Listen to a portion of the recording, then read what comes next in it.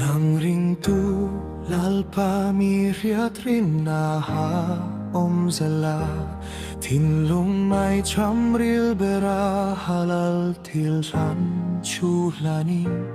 Hun la le kong ralti ramro po ni se Bela sual ral neturin lalpa na puyang che Tan puy ngay te,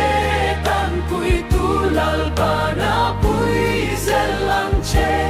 Amahaen kim at la ilaw hong tura omlo Lalpat lang ang ay tua at sandam na turing la Amahain hat chuani kong song song Ahruay ang che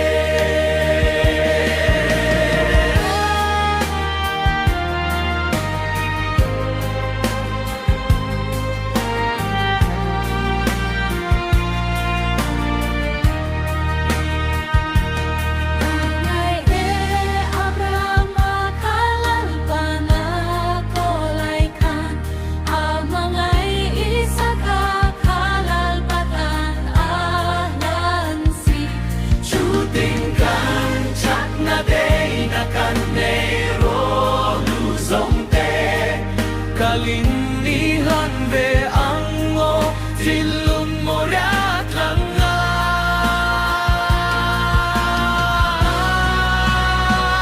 Tan puy ngay te,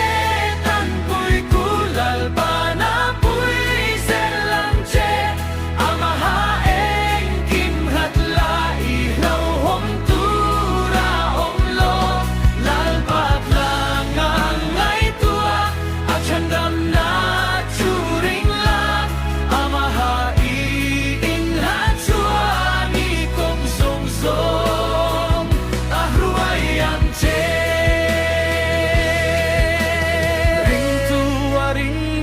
lalpa ni chua eng thol e lui ka mathing hun na uai ngai lo ang ani kolum lo pleng po lau lo anate hing reng si ko ken kun po poi sa lo ra chua thul lo an